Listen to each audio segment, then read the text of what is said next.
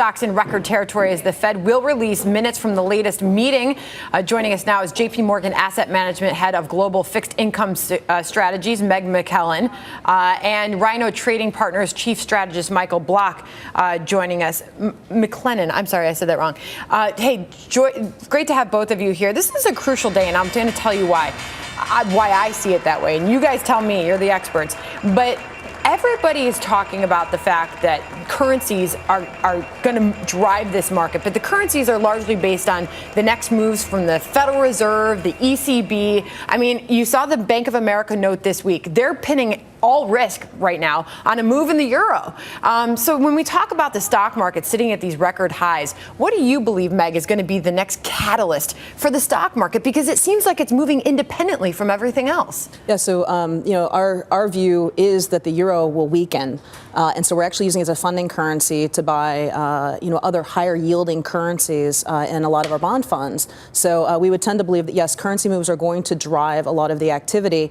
And I think where you see relative risk-adjusted returns looking better in the U.S. versus Europe, that will drive not only the bond markets, which we focus on, but also potentially the stock markets. And where do you fall in line? Well, a couple of weeks ago, there were a lot of strategists out there, Sandra, who were saying the dollar's run is over, be bearish in the dollar, everything's going to go up against that. I know yesterday Keith was here talking about Maria. I heard what Meg just said about the euro. I'm in that camp as well. Okay. I think what Benoit Cure said from the ECB yesterday was important about front-loading the QE purchases. It shows this willingness that they're focused on the euro, they're focused on the boons, going down, the yields going higher, that is, and they're going to do everything they can to keep being accommodative. That's going to drive the euro down towards parity. And that has a lot of implications for stocks. You want to own stocks that are going to do well with a weaker euro, in my opinion, and I think a lot of other opinions here. So talking, Michael, to you at the commercial break about you've just made this big transition from the buy side community to the sell side. You're now at a broker dealer. What are you hearing as far as customers are concerned? What's the sentiment that you're feeling right now in the marketplace? Yeah, no, it's time for the Rhino commercial because, one thing that is in our place is a lot of former buy-side guys. We get what's going on. What's going on, frankly, is pain. What drives what's going on? We mentioned the central banks. The other thing is positioning, where big money managers and aggressive hedge funds will be out there, and they all read that report from a broker that won't be named, and it says, sell the dollar. And they all sell the dollar, and they buy the euro, and it jacks up to almost 115. Okay. And then what happens? The ECB comes out and really just throws a bag of hammers at that and says, hey, we're going to drive the euro back down because that's what we're doing. We're debasing the currency. And that causes a lot of pain, and the movements become exacerbated. And I think we're going to see a lot of that coming out. Unfortunately, it means a lot of pain on the buy side, and it means that a lot of times you want to A, have the right fundamental view, and B, you want to be shooting against the crowd in a lot of cases here. Meg, when Michael said it brings a lot of pain, you nodded your head in agreement. Yeah, so I was thinking more, we think pain is actually a point of opportunity if you're in an unconstrained type of strategy. So it does bring pain for long-only types of managers that are beholden to certain benchmarks, certain currency allocations. We've been heavily really seeing a lot of interest in our unconstrained strategies, which are not beholden to benchmarks, which can be flexible in currencies, where we can move in and out of those euros when other people are moving out and in, and we have a different fundamental view. There's plenty of opportunity to make money with volatility. Okay. Just have you positioned so well. I'm going to dial this down because I'm going to make it very simple, and you cannot hedge your responses to me. But Michael, now that you're in control of other people's money, okay, now you're on the sell side and you're at this BD, you've got a decision to make on a daily basis. As the stock market continues to hit these record highs, what are you doing with people's money? What do you do in this environment that is ever so volatile? 3 points I want to make here. First, I'm not chasing what's good. If you wanted to own tech and biotech shares, the time was 2 weeks ago when everyone was screaming that biotech was going to hell. When everyone said they were going down, that's when you bought them. You don't buy them here.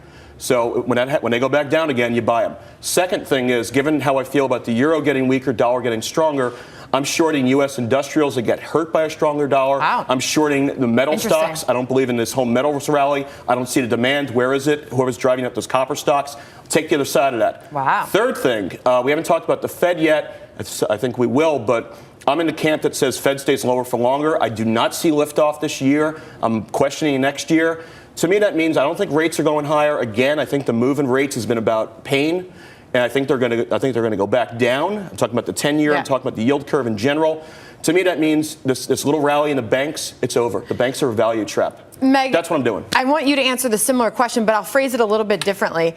Is it irresponsible to throw more money at a record high stock market, considering it's so beholden to the Federal Reserve right now? And a lot of people make the argument that you're not truly buying the fundamentals of a company in the U.S. stock market right now because of this. It's not a free market. I mean, when you have this involvement from the Fed. So I think that that's a good point, but I will say I moved from the sell side, which is all about today's trade, to the buy side, which is all about long-term strategies for our pension funds, our insurance clients, our wealth management clients. And you don't want to disrupt a carefully planned investment because of the whims of the stock market day to day. So what we believe is whether you're a private client with an asset allocation and a long-term goal of retirement or saving for education, diversification is key because we don't know what days are going to be good or bad for stocks, but over the long term, we know how they look in a portfolio. Same for our institutional clients. Typically, long term, you know how they look in a portfolio, and by that you're saying just long term, the trend is always higher in the stock market. It is, and I would also argue that you want active management for the reasons that you were discussing, which is, there are going to be opportunities in things like banks potentially not being impacted by the Fed. What do you make of him saying sell the industrials short based on strength in the U.S. dollar? So I'm glad there is an equities portfolio manager out there on a team managing my stocks, because that is not my wheelhouse, but I'm happy to have an active manager that's thinking about that every day in the stock portfolio. Great conversation, guys. I want to thank Meg McClellan. Am I saying this right? Meg McClellan. Oh my gosh. I think it's, you know what? It's one of those mornings, Wednesday morning. All right, Michael Block, you guys were awesome together. I know you were going to start a rumor here. What was it? No, it's a joke. They were joking about one's gone from the buy side to the sell side, and you're on the buy side. Yeah. I love it. All right, hey, thanks for joining us.